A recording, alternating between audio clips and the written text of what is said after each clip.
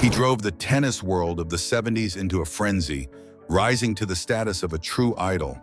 Björn Borg, the invincible iceberg, turned Wimbledon into his personal playground before walking away from the throne at just 26, leaving behind a legacy of eternal regret. But when the spotlight faded, that iceberg melted into a chaotic flood.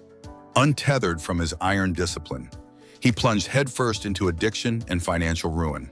From a king, he was reduced to a pauper, forced to watch his championship trophies dragged to the auction block. Yet, the storm wasn't over.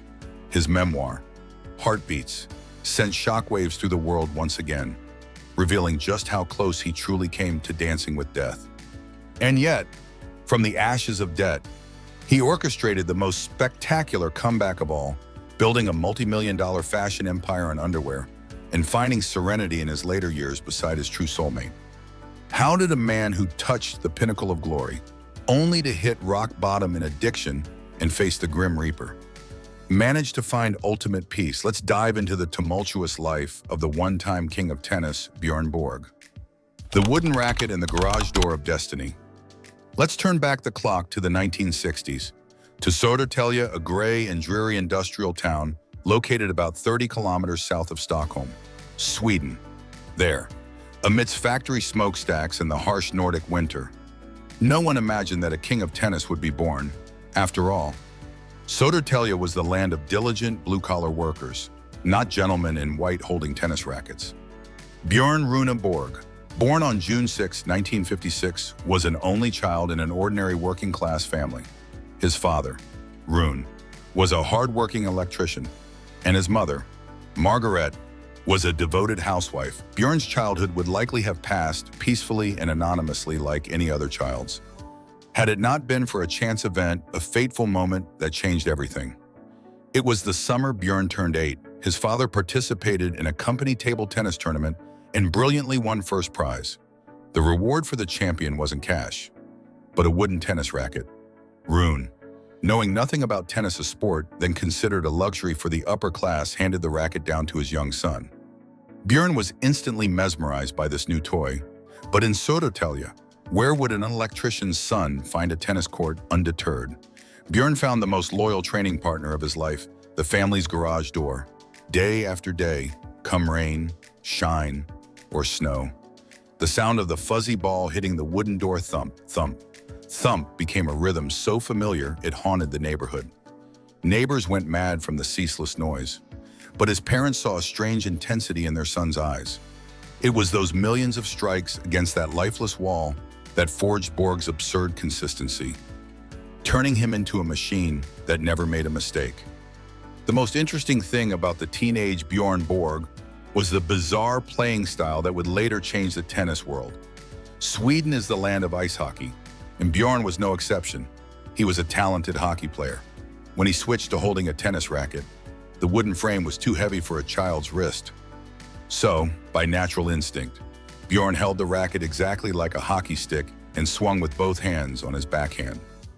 At the time, orthodox coaches looked at this technique with disdain, deeming it wrong, clumsy, and dead-end. They tried to force him to correct it, to hit one-handed like other elegant gentlemen. But Björn, with innate stubbornness, refused. He continued swinging with both hands, generating terrifying topspin. The ball would loop high over the net and then dive bomb into the baseline like an artillery shell, making it impossible for opponents to return. A boy's stubbornness had inadvertently birthed the era of the powerful two-handed backhand in modern tennis. However, if you think Björn Borg was born as the calm iceberg, you are sorely mistaken. The truth about his childhood will floor you.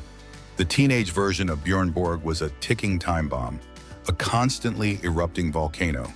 He was hot-tempered, swore frequently, threw rackets, and screamed whenever he missed a shot or disagreed with a referee. His excessive perfectionism drove him to madness. The peak of this arrogance came at age 13 when Björn was banned by the Swedish Tennis Federation for 6 months due to unsportsmanlike conduct and terrible attitude. It was a thunderous slap to the young man's ego, but it was also the most critical turning point in shaping the character of a legend.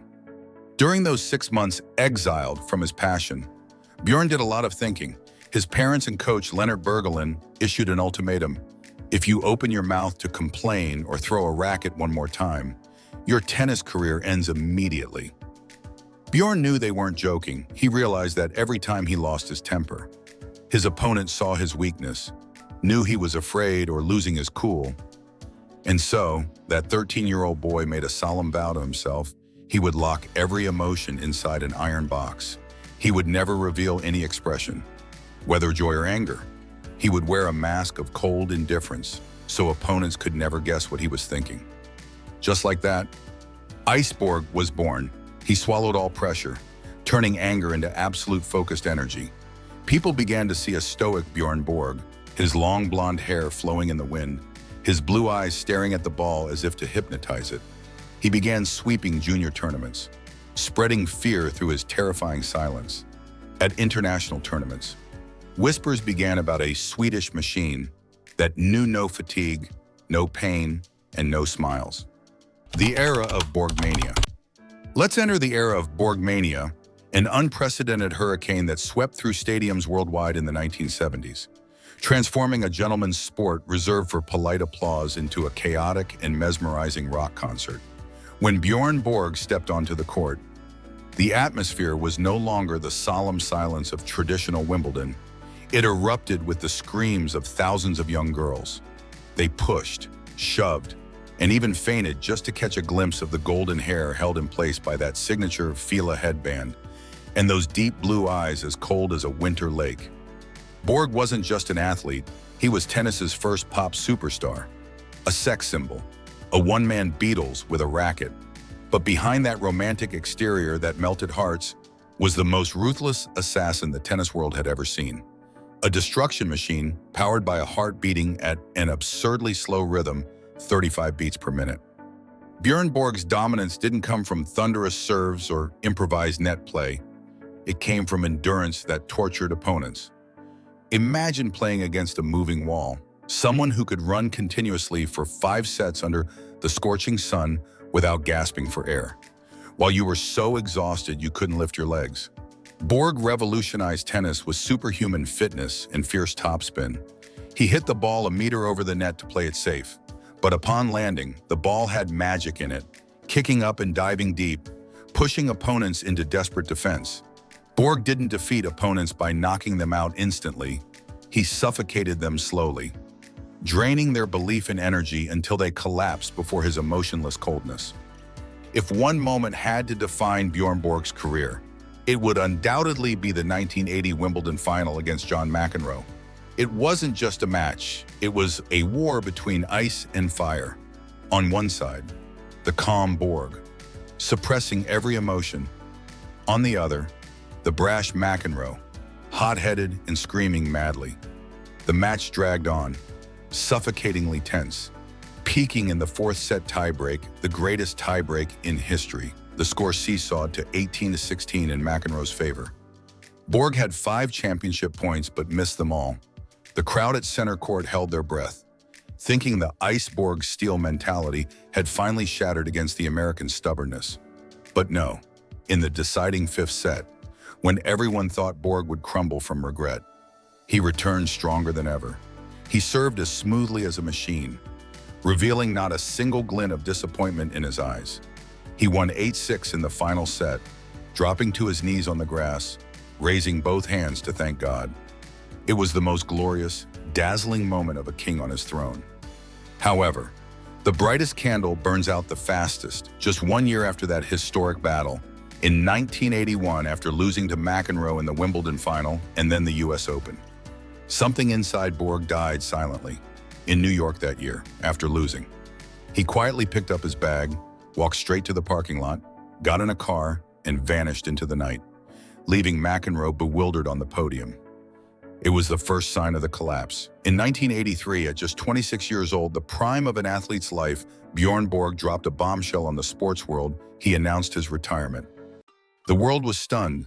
They couldn't believe their undefeated god would abdicate the throne so soon. But for Borg, the reason was heartbreakingly simple. I don't feel the joy anymore. When I step on the court, I don't care if I win or lose. And when you don't care about winning, that's when you have to stop. The suppression of emotions for years to maintain the iceberg shell, the pressure of absolute perfection, and the relentless pursuit of the media had drained his soul. The iceberg that seemed eternal had actually been melting silently from the inside, leaving a young man empty and lost amidst fame, leaving tennis. Borg entered a new world for which he was never prepared, one with no clear rules, and infinitely more dangerous than any opponent he ever faced on the court. The dark decade and the loss. Let's step into the darkest and most chaotic chapter of Björn Borg's life, a period that, in his shocking memoir, Heartbeats, a Memoir, released September 23, 2025, he bitterly calls the lost decade. When Björn Borg hung up his racket at 26, he was like a child stripped of the only toy he knew how to use. For his entire youth, his life was programmed like a machine: eat, sleep, train, and win. Everything had order, referees, and clear winners and losers. But real life outside the tennis court was a lawless jungle. When the spotlight faded, emptiness rushed in like a black tide. And to fill that vast void, to find the thrill that Wimbledon finals once provided, Borg plunged into a frantic chase for emotion and self-destruction. In Heartbeats, Borg confesses nakedly for the first time about long nights drowning in cocaine and handfuls of sedatives. He wasn't addicted because he craved the drugs. He was addicted to the feeling of living on the edge, of feeling his heart beat fast again. But the price was too high. He recounts 2 times the Grim Reaper knocked on his door, but then turned away. The first was that fateful night in Milan in the late 80s, when ambulance sirens tore through the night to take him for a stomach pump. The world press ran headlines, "Tennis King commits suicide." But the truth was an overdose from a lethal cocktail of alcohol and sleeping pills. The second time, less known but equally chilling, took place on a cold bridge in the Netherlands. High and panicked, Borg stood teetering between life and death, nearly throwing himself into the murky water had it not been for timely intervention. Those were the moments the iceberg melted completely into a muddy puddle of despair. Björn Borg's collapse didn't stop at body and mind, it dragged along financial devastation. Trusting greedy managers and lacking business knowledge, Borg's financial empire collapsed like dominoes. He declared bankruptcy. The supercars that were his pride, the luxury yacht docked in Monte Carlo, and the magnificent villas, all were confiscated and auctioned off one by one before the gloating scrutiny of the public. Most painfully, there was a time when his prestigious Wimbledon trophies were almost sold for scrap metal to pay debts. The image of Björn Borg at that time was the embodiment of misery, a broke legend, standing amidst the ruins of his life, stripped of both honor and money. His private life was also a disastrous painting of dark colors. His marriage to Italian rock singer Loredana Bertè was like throwing gasoline on a fire. Public arguments, smashing furniture in luxury hotels, and allegations of abuse turned Borg from a gallant gentleman into an out-of-control abuser in the public eye. He tried to cling to his last shred of dignity by returning to competition in 1991 with an old-fashioned wooden racket. But it was a bitter comedy. He lost miserably to unknown players, leaving the court under gazes of pity. That was rock bottom. But precisely in that darkest place, when there was nothing left to lose, the survival instinct of a champion truly awakened. Borg realized he couldn't drown in this lost decade forever. The saving light arrived, not from a new title, but from the appearance of Patricia Ousfeld. This steadfast woman didn't look at him as a failed ex-king or a washed-up addict, but as a man who needed healing. Patricia's love and the birth of their son Leo later became the lifebuoy pulling Borg out of the swamp. He began to detox from the past, learned to forgive himself, and rebuilt his life from absolute zero. And surprisingly, Björn Borg's resurrection didn't start on a tennis court, but from a crazy bold business idea involving a most private garment. How does a man who just went bankrupt, lost all credibility, and was mocked in tabloids convince the world to open their wallets for a product bearing his name? Borg did the unthinkable, turning the name once plastered on scandal sheets into the trendiest fashion symbol in Scandinavia. From ashes to a multi-million-dollar empire. From the ashes of bankruptcy papers and the humiliation of watching priceless memorabilia auctioned off. Björn Borg executed a comeback no less spectacular than the 1980 Wimbledon final. In the mid-90s, when the name Borg seemed like a relic of the past, he bet all his remaining honor on a fashion brand bearing his name Björn Borg AB. It was an all-in gamble. And this time, Lady Luck smiled. The underwear designs featuring the bold Björn Borg waistband became a symbol of style in Scandinavia, creating a massive cash flow back into the pockets of the once broke legend. By 2025, his wealth had recovered and grown robustly, estimated at around $60 million, helping him not only redeem the prestigious trophies that were nearly melted down, but also build a regal life, compensating for the painful lost decade. But to understand the shift in Björn Borg's mindset, let's look at his garage, where four-wheeled machines tell the story of their owner's ups and downs most truthfully. In his youth, at the peak of fame with money flowing like a flood, Borg was a devotee of speed and flash. The brightest symbol in his garage then was a fiery red Ferrari 308 GTS, a seductive machine he drove along the coastal roads of Monte Carlo. Blonde hair in the wind, beautiful women by his side. That Ferrari wasn't just a vehicle, it was a manifesto of success, of wild youth, and a desire for liberation from the harsh discipline of the practice court. Alongside it, as the pride of Sweden, he was linked to the legendary Saab 900 Turbo, a special black edition, luxurious leather interior, symbolizing the power and durability of Nordic industry. However, tragedy struck when the financial empire collapsed in the early 90s. One of the most painful moments Borg ever tasted wasn't losing a tennis match, but watching strangers drive his beloved cars away at foreclosure auctions. The red Ferrari vanished, leaving a vast emptiness in the garage and in a man's self-esteem. Now, in his twilight years and wealthy again, Borg's car collection wears a completely different color composed, classy, but not ostentatious.